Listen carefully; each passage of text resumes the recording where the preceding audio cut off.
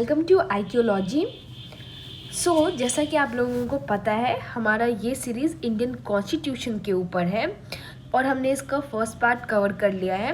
तो 5 मिनट में हम लोग एक क्विक रिवीजन लेंगे ताकि हमारा जो भी आगे का सेक्शन हो वो हम इजीली लिंक कर पाए। तो फर्स्ट क्लास में हमने पढ़ा था कि हमने देखा था कि कॉन्स्टिट्यूशन क्या है। जैसे कि आप देख रहे हैं, ऐसा हमारा कॉन्स्टिट्यूशन दिखता है, हमने ये देख लिया था। और कॉन्स्टिट्यूशन के अंदर क्या क्या होते हैं, पहले तो प्रीएम्बल होते हैं, उसके बाद पार्ट्स हैं, पार्ट्स के अंदर क्या आते हैं, आर्टिकल्स आते हैं, एंड देन शेड्यूल है, फिर अमेंडमेंट है। ओके, ये हमने देखा था, ये क्या है हमारा कॉन्स्टिट्यूशन के अंदर आएगा। और फिर उसके बाद हमने देखा था कि cabinet mission plan, cabinet mission plan ये क्या है, ये हमने देखा था। ओके, तो कैबिनेट मिशन प्लान कब आया था, 1946 में आया था। और इसका मेन एम क्या था कि हमारे कंट्री में आकर के हमें क्या दे, एक कॉन्स्टिट्यूएंट असेंबली बना करके दे। ठीक है, तो इन्होंने आकर के क्या किया, कॉन्स्टिट्यूएंट असेंबली बना दिया।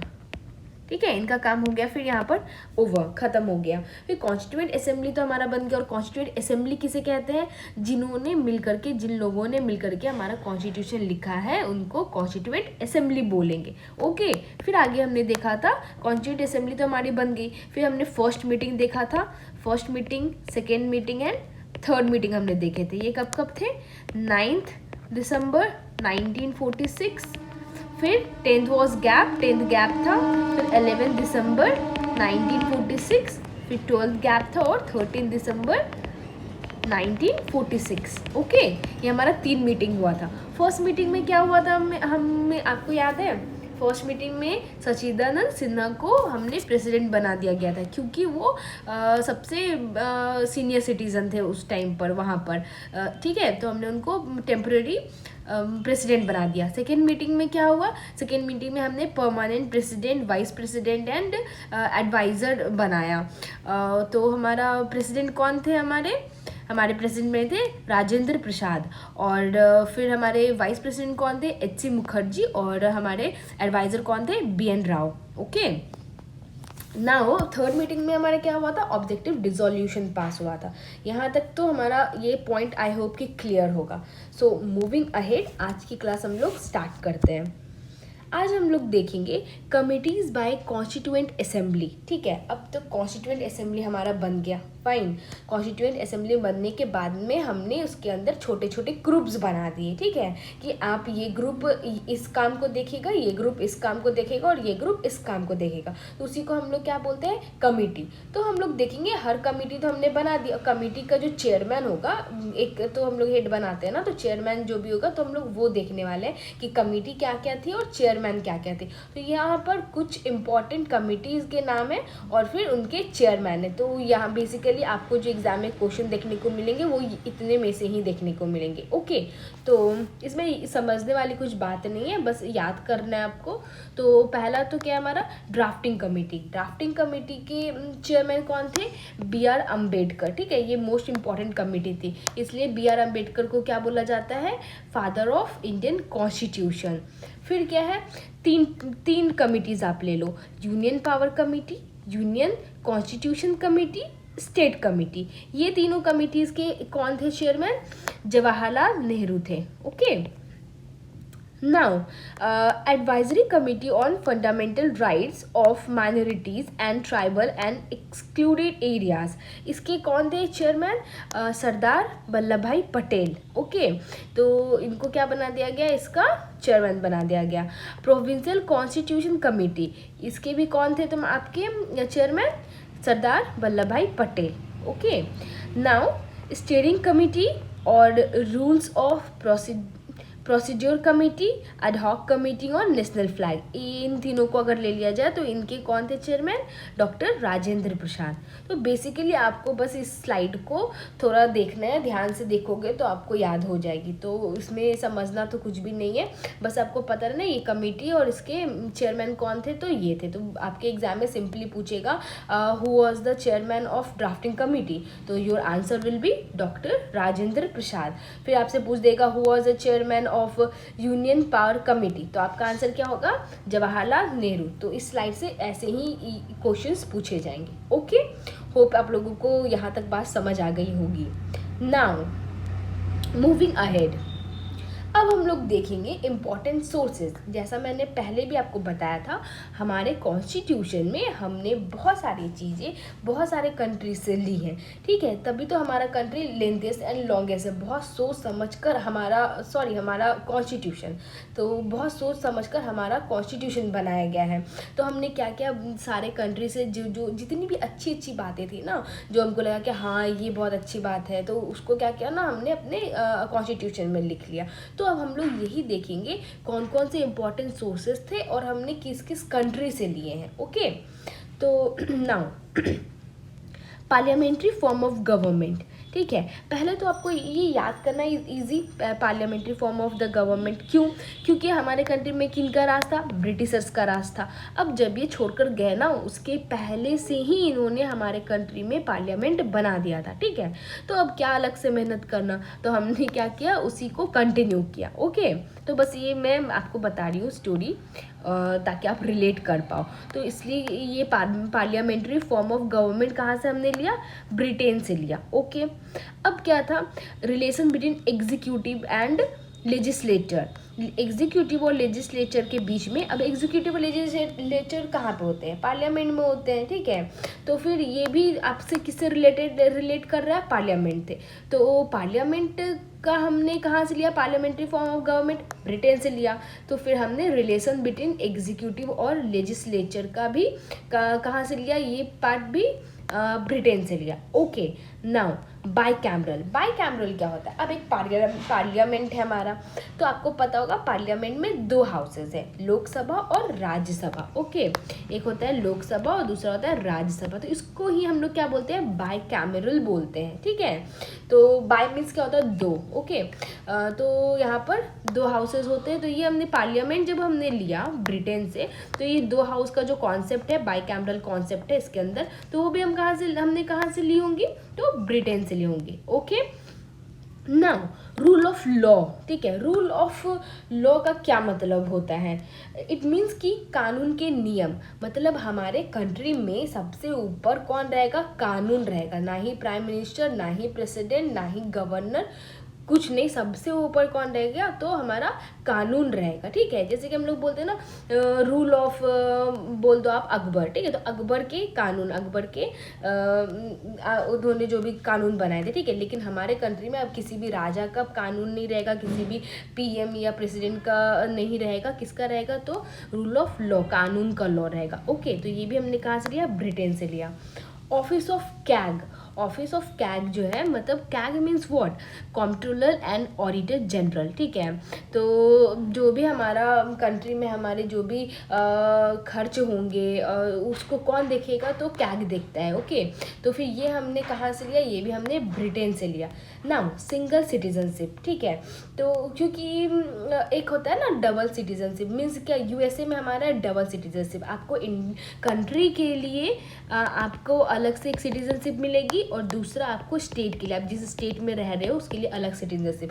अब हमारे इंडिया में तो ऐसा है नहीं कि आप बिहार में रह रहे हो तो बिहार का भी आपके पास एक सिटीजनशिप होगा और आप इंडिया का भी अलग से सिटीजनशिप होगा, ऐसा तो नहीं है ना। हमारे पास बस एक सिटीजनशिप है जो कि हमारे कंट्री का, हमारे इंडिया का सिटीजनशिप है, ठीक है। तो इसको सिंगल सिटीजनशिप कहते हैं। लेकिन यूएसए में क्या है? डबल सिटीजनशिप होता है, ठीक है। वहाँ पर आपको कंट्री का भी आपके पास में सिटीजनशिप होगा और आपकी स्टेट का भी, आपकी स्टेट में उसका भी आपका सिटीजनशिप होगा।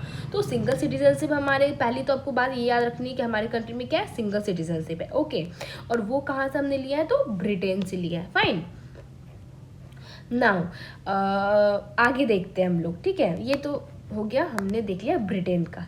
अब क्या है? फंडामेंटल राइट्स, मतलब मौलिक अधिकार, ठीक है। मौलिक अधिकार किससे हमने लिया है, तो हमने लिया है यूएसए से, ठीक है। अब क्या है जुडिशियल रिव्यू, मतलब क्या कि मानकर चलो जुडिशियल रिव्यू क्या है, रिव्यू मीन्स व्हाट, री मीन्स फिर से और व्यू करना मतलब फिर से देखना किसी चीज़ को, ठीक है। मानकर चलो कि पार्लियामेंट ने हमारा कोई लॉ बना दिया, ओके, और लॉ बनाने के बाद में उसको वो एग्जीक्यूट करना चाहते हैं, ठीक है, कि ये लॉ बन गया, तो उसके बाद में जो हमारा सुप्रीम कोर्ट है वो इस पर रिव्यू कर सकती है कि ये लॉ सही है या नहीं, ये हमारे कॉन्स्टिट्यूशन के अकॉर्डिंग बनाया गया है लॉ या फिर नहीं बनाया गया है, ठीक है। तो रिव्यू करने के बाद इसको सुप्रीम कोर्ट खारिज भी कर सकती है, ठीक है। तो supreme court is very important in a country, तो सुप्रीम कोर्ट कोई छोटी मोटी बात नहीं होती है, बहुत बड़ी बात है, ठीक है। मीन्स जो लॉ बना है ना उसको वो खारिज भी कर सकती है कि नहीं this law is not according to our constitution, okay. तो ये भी जुडिशियल रिव्यू कहाँ से हम लोगों ने लिया है, तो यूएसए से लिया है। नाउ इंडिपेंडेंस ऑफ जुडिशियरी, ठीक है, जुडिशियल देख रहे हो आप, रिलेट कर पा रहे हो, तो ये दोनों कहाँ से हो गया ना, आपको यूएसए से हो गया, ठीक है। मतलब कि हमारे जुडिशियरी को पूरा इंडिपेंडेंस है अपना काम कर, इस पर सुप्रीम कोर्ट जो है उस पर सुप्रीम कोर्ट या हाई कोर्ट है, ठीक है, जो भी जुडिशियल सिस्टम है हमारा उस पर किसी का दबाव नहीं होगा, ठीक है, किसी भी गवर्नमेंट का दबाव नहीं होगा, ना ही प्राइम मिनिस्टर ना ही प्रेसिडेंट, ये लोग इंडिपेंडेंट बॉडी, ठीक है, मतलब इंडिपेंडेंटली ये वर्क करते हैं। नाउ हमारा कॉन्स्टिट्यूशन का ना रिटन कॉन्स्टिट्यूशन है, मतलब जो हमारा कॉन्स्टिट्यूशन है वो लिखा गया है, ठीक है। मतलब जैसा ब्रिटेन में ब्रिटिश का तो ब्रिटिशर्स का यहाँ पे रास्ता, पर ब्रिटेन में they do not have written constitution, ठीक है, वहाँ पर रिटन कॉन्स्टिट्यूशन नहीं है। लेकिन हमारे कंट्री में तो कॉन्स्टिट्यूशन हमने बैठ करके बाकायदा लिखा था ना, आपको याद है ना, तो उसको ये हमने कहाँ से लिया, तो यूएसए से लिया ये भी, ठीक है। और प्रियम्बल क्या है, प्रियम्बल जो हमारा कॉन्स्टिट्यूशन का फर्स्ट पेज है प्रियम्बल, वो भी हमने यूएसए से लिया है, fine. Now functions of president and vice president, किसका मतलब जो प्रेसिडेंट और वाइस प्रेसिडेंट के क्या फंक्शन होंगे वो भी हमने यूएसए से लिए हैं, ओके। तो हमने मेजर दो कंट्रीज़ को देख लिया, ब्रिटेन और यूएसए से। ब्रिटेन से हमने क्या क्या लिए, तो दीज आर द पॉइंट्स जो हमने ब्रिटेन से लिए हैं। नाउ यूएसए से हमने क्या लिया, तो दीज आर द पॉइंट्स, ठीक है, ये हमने यूएसए से लिया है, ओके। होप अभी तक आप लोगों को बातें समझ आ रही होंगी। नाउ अब देखते हैं हम लोग DPSP, what is DPSP. Now आगे जाकर हम लोग पढ़ेंगे डिटेल में डीपीएसपी क्या है, बस आप अभी यहाँ पर इसका फुल फॉर्म देख लो, directive principle of state policy, ठीक है, इसको कहते हैं। ये हमने कहाँ से लिया, आईलाइन, और ये बहुत बहुत इंपॉर्टेंट है, हर एग्जाम में मतलब बहुत बार ये क्वेश्चन पूछा गया है कि डीपीएससी हमने कहाँ से लिया है, तो our answer will be Ireland, okay. Method of presidential elections, मतलब प्रेसिडेंट जो है उसका जो इलेक्शन होता है वो किस तरीके से होगा, वो हमने कहाँ से लिया है, तो फिर वो भी हमने आयरलैंड से लिया है। Now nomination of members of Rajya Sabha by the parliament, मतलब पार्लियामेंट में एक तो लोकसभा होती है, दूसरा राज्यसभा होती है। तो राज्यसभा में क्या होता है ना कि कुछ मेंबर्स होते हैं जो कि प्रेसिडेंट जिनको कि नॉमिनेट करते हैं, ओके। तो ये वाला आइडिया हमने किन से लिया है, तो ये भी हमने आयरलैंड से लिया है, फाइन। नाउ 3 चीज़ हमने ले ली आयरलैंड से, ठीक है। मतलब ये अभी आप जो भी देख रहे हो ना, ये हम लोग इम्पॉर्टेंट चीज़ को डिस्कस कर रहे हैं, इम्पॉर्टेंट जो हमारे क्वेश्चंस एग्जाम में रिपीटेड होते हैं, ठीक है। तो यहाँ से आई एम श्योर कि इसके बाहर आपको कुछ भी देखने को नहीं मिलेगा इस टॉपिक से, ओके। नाउ फंडामेंटल ड्यूटीज़, पहले तो आप अब यहाँ पर समझ लो फंडामेंटल ड्यूटी क्या है ना, मौलिक कर्तव्य है, ठीक है। एक होता है हमारा FR फंडामेंटल राइट, ओके।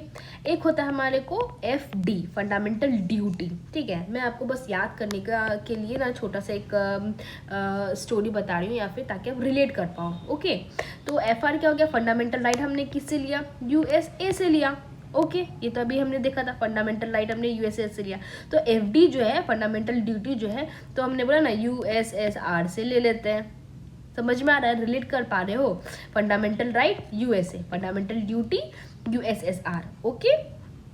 तो हमने मौलिक कर्तव्य कहाँ से लिए हैं, रसिया से लिए हैं, ठीक है, USSR से लिए हैं, फाइन। नाउ रिपब्लिकन सिस्टम कहाँ से लिया हमने, फ्रांस से लिया है। और क्या लिया हमने, principles of liberty, equality and fraternity, it's not quality it's equality, ठीक है। Principle of liberty, equality and fraternity, ये हमने कहाँ से लिया, ये भी हमने फ्रांस से लिया है। फाइन, फ्रैटर्निटी एफ से, फ्रैटर्निटी एफ से फ्रांस, ठीक है। तो फिर आप थोड़ा आई होप कि आपको थोड़ा दिमाग में ये फीड हो जाए अच्छे से।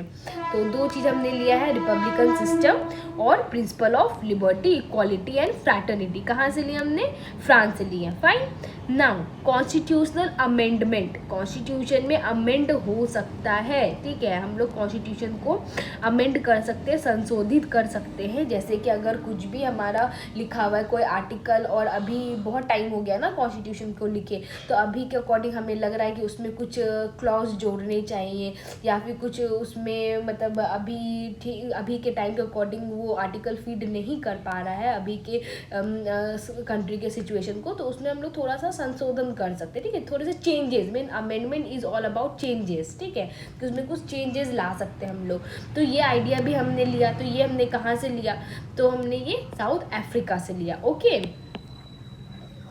नाउ अब देखते हैं हम लोग फेडरल सिस्टम, ठीक है। फेडरल सिस्टम और रेसिडुअल पावर, ये हमने कहाँ से लिया, हमने कनाडा से लिया। फेडरल सिस्टम क्या होता है, distribution of legal authority across national, state and local government in India, ठीक है।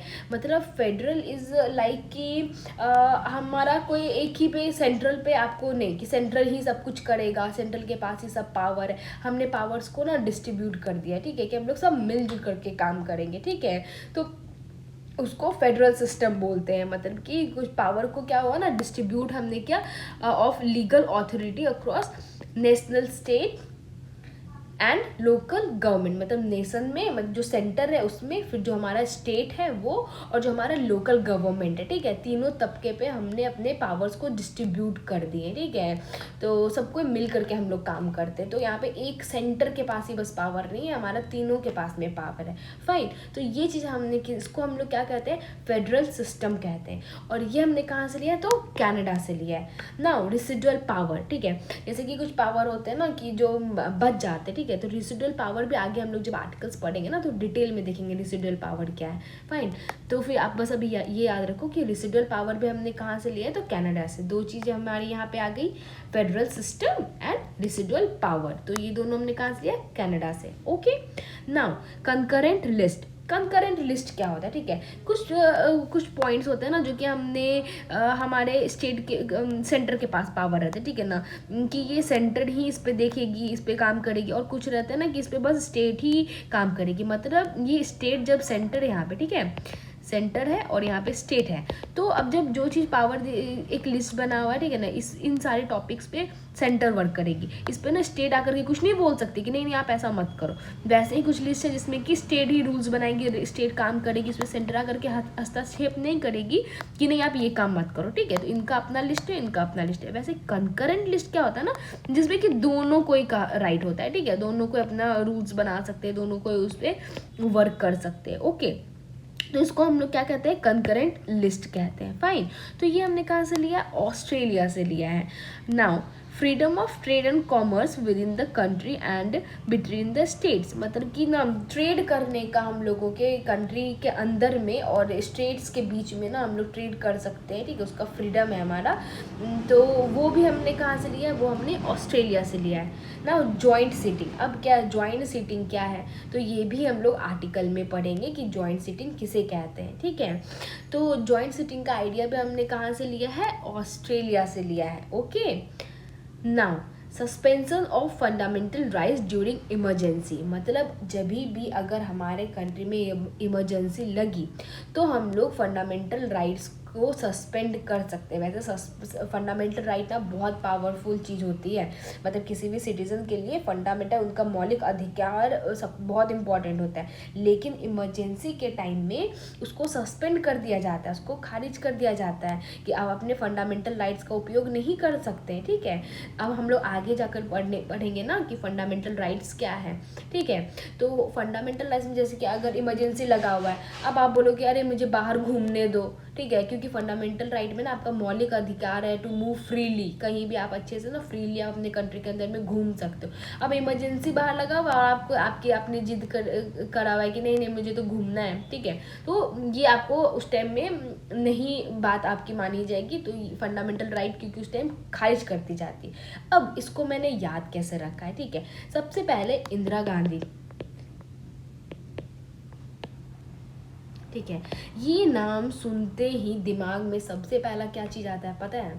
इमरजेंसी, ठीक है, सबसे पहले, क्योंकि इंदिरा गांधी ने इमरजेंसी हमारे कंट्री में लगवाई थी और उस टाइम में अपना मतलब थोड़ा इन्होंने अपने पावर का मिसयूज़ किया था और इमरजेंसी इन्होंने लगाया था, ठीक है, तो इसलिए इंदिरा गांधी नाम सुनते ही ना सबसे पहले दिमाग में इमरजेंसी ही आता है, ठीक है, तो इसलिए मैंने यहाँ से इसको याद रखा है इमरजेंसी। और इन्होंने क्या किया था ना, बहुत सारे पावर्स को सीज करवा दिए थे, ठीक है, तो सबसे इम्पोर्टेंट किसी भी सिटीजन का क्या होता है? फंडामेंटल राइट ही होता है, तो इन्होंने क्या किया ना, एक तो इमरजेंसी लगवाया और ऊपर से फंडामेंटल राइट को सस्पेंड कर दिया, तो इसी से मैं यहाँ से इसको रिलेट कर लेती हूँ, ठीक है। अब ये तो हमने याद कर लिया। और जी से क्या होता है पता है? जी से मैंने याद किया है इंदिरा गांधी, ठीक है, तो जी से मैंने जर्मनी याद किया है, ओके। तो this is a small way जैसे कि मैं इस चीज़ को याद रखती हूँ। फाइन, होप अभी तक आपको सारी बातें क्लियर हो गई होंगी। नाउ इमरजेंसी प्रोविज़न, ठीक है, इमरजेंसी प्रोविज़न मीन्स व्हाट? तो इमरजेंसी प्रोविज़न भी हमने कहाँ से ली है? हमने ली गवर्नमेंट ऑफ इंडिया एक्ट, मतलब इमरजेंसी का जो प्रावधान होगा वो हमने कहाँ से लिया? इमरजेंसी के जो रूल्स होंगे, ठीक है, इमरजेंसी तो लग रही है पर इमरजेंसी में क्या क्या रूल्स होंगे वो हमने कहाँ से लिए हैं? Government of India act. Government of India act आपने हिस्ट्री में पढ़ी होगी कि क्या है, तो because this is a polity का सेशन, पॉलिटी है तो फिर ये कभी हम लोग देख लेंगे गवर्नमेंट ऑफ इंडिया एक्ट क्या है। तो बस आप अभी इतना जानो कि गवर्नमेंट ऑफ इंडिया एक्ट 1935 से ही हमारा जो कॉन्स्टिट्यूशन है ना, जो मोस्ट ऑफ द चीज़ें जो ली गई हैं, ठीक है ना, सबसे ज़्यादा जो चीज़ें ली गई हैं, तो सब तो हमने कुछ कुछ कंट्री से ली है, लेकिन जो ज़्यादातर चीज़ें ली गई है ना वो गवर्नमेंट ऑफ इंडिया एक्ट 1935 से ली गई है, ओके। तो उसमें से कुछ चीज़ हम लोग देखते हैं कि क्या क्या चीज़ है जो कि हमने गवर्नमेंट ऑफ इंडिया एक्ट 1935 से ली है। पहला इमरजेंसी प्रोविजंस, ठीक है, मतलब इमरजेंसी के जो प्रावधान होंगे, जो नियम होंगे वो हमने कहाँ से लिया है? ये हमने गवर्नमेंट ऑफ इंडिया एक्ट 1935 से लिया है। दूसरा पब्लिक सर्विस कमीशन, ठीक है, मतलब पब्लिक सर्विस कमीशन जो हमारा होता है ना, बिहार पब्लिक सर्विस कमीशन, फिर यूपी पब्लिक सर्विस कमीशन, ठीक है, तो वो भी हमने कहाँ से लिया है? हमने गवर्नमेंट ऑफ इंडिया एक्ट 1935 से लिया है। ऑफिस ऑफ गवर्नर, गवर्नर का ऑफिस का आइडिया हमने कहाँ से लिया है? यहाँ से लिया है। और एक क्या है? फेडरल स्कीम और जुडिशियरी, ये भी हमने कहाँ से लिया है? गवर्नमेंट ऑफ इंडिया एक्ट 1935 से लिया है, okay. Now Lokpal bill, Lokpal bill हमने कहाँ से लिया है? स्कैंडिनेवियन कंट्रीज से ली हैं, ओके। और office of Lokayukta, Lokpal bill is related to Lokayukta, तो ये तो ज़्यादा प्रॉब्लम नहीं होगी आपको याद करने में, ठीक है। तो ये हमने कहाँ से लिया है? स्कैंडिनेवियन कंट्रीज से ली है ना। अब आप लोग एक बात बताओ, tell me one thing, who is our first Lokayukta, हमारे पहले लोकायुक्त कौन है, ठीक है, तो ये है हमारे Pinaki Chandra Ghosh is our first Lokayukta, okay. Now idea of justice, idea of justice मतलब हम ये कितने टाइप का जस्टिस है हमारे कंट्री में पता है? 3 टाइप का, सोशल, इकोनॉमिकल और पॉलिटिकल, ठीक है। तो ये प्रियम्बल में हम लोग पढ़ेंगे, प्रियम्बल में हमारा लिखा हुआ है कि हमारा जस्टिस किन टाइप का होना चाहिए? 3 टाइप का होना चाहिए, ठीक है। तो आपको याद कैसे रखोगे पता है इस चीज़ को कि जस्टिस, पहले तो आप एक चीज़ और याद रख लो कि जस्टिस 3 टाइप का, क्योंकि ये क्वेश्चन पूछते हैं कि हमारे कॉन्स्टिट्यूशन में किन 3 टाइप के जस्टिस के बारे में बात किया गया है। तो कौन कौन? सोशल, इकोनॉमिकल और पॉलिटिकल। आप एक बार बताओ, सितंबर होता है ना, उसको शॉर्ट में क्या लिखो? SEP लिखते हो ना, SEP सितंबर को, ठीक है। तो यहीं से हमारा ट्रिक बन गया, S से हो गया सोशल, E से हो गया इकोनॉमिकल और P से हो गया पॉलिटिकल। इन 3 टाइप के जस्टिस का हमारे पास में फ्रीडम है, ठीक है। इन 3 टाइप के जस्टिस के बारे में बात किया गया हमारे कॉन्स्टिट्यूशन में, ओके। तो ये आइडिया कहाँ से मिला? हमारा रशियन रिवॉल्यूशन से हमने ये आइडिया लिया है, फाइन। नाउ यहाँ पर होता है हमारा सोर्सेज कंप्लीट। हमने जो भी मोस्ट इम्पॉर्टेंट सोर्सेज थे हमने देख लिए हैं। आई एम श्योर कि इससे बाहर आपको किसी भी एग्ज़ाम में आपको क्वेश्चंस नहीं आएंगे। Okay, so hope you guys like the video. Do like, share and subscribe. Thank you.